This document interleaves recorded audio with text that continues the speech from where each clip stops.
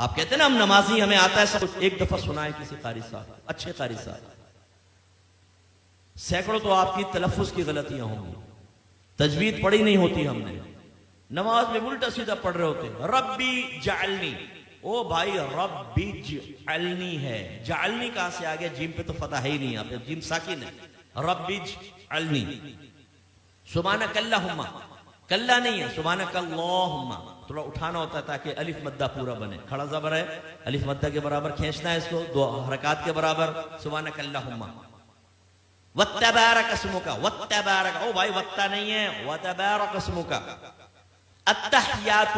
او بھائی التحیات نہیں ہے، التحیات ہے، سبحان رب العالی، سبحان رب العظیم، نا بھائی یہ نہیں ہے، سبحان ربی العظیم، سبحان ربی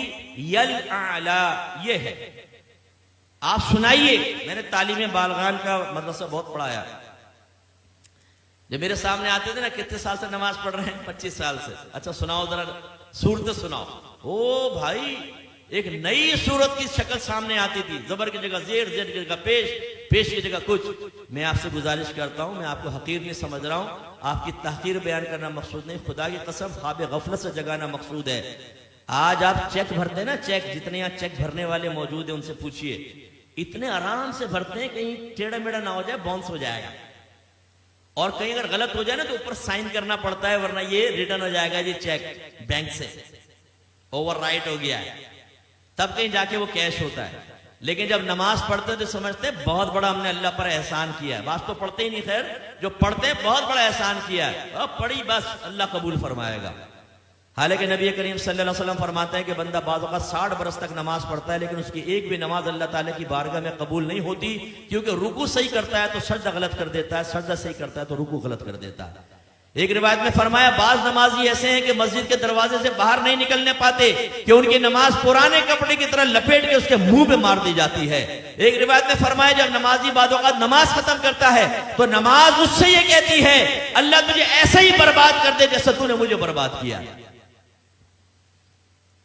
اس میں وہ خاص طور پہ سپر مین نوجوان یہاں بیٹھے ہوئے نا، جب نماز پڑھنے کھڑے ہوتے ہیں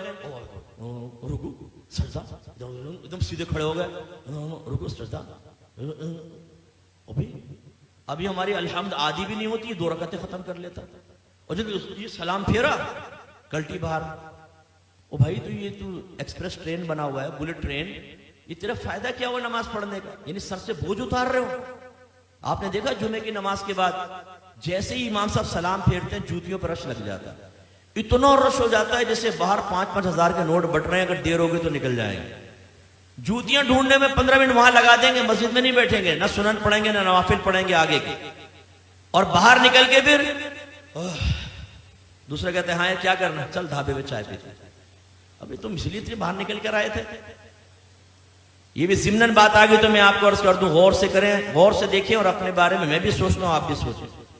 نبی کریم صلی اللہ علیہ وسلم فرماتے ہیں کہ مسجد کی اور مومن کی مثال ایسی ہے جیسے مچھلی اور دریا،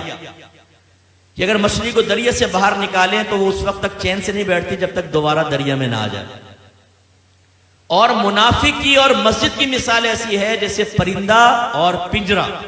کہ اگر پرندے کو پنجرے میں بند کر دیں تو وہ پھڑپھڑاتا رہتا ہے کہ دروازہ کھلے اور میں اڑ جاؤں، اور جیسے کھولتے ہیں اڑ جاتا۔ اپنے بارے میں ہم سب کو غور کرنا چاہیے، ہم میں مومنانہ صفت ہے یا منافقانہ صفت ہے؟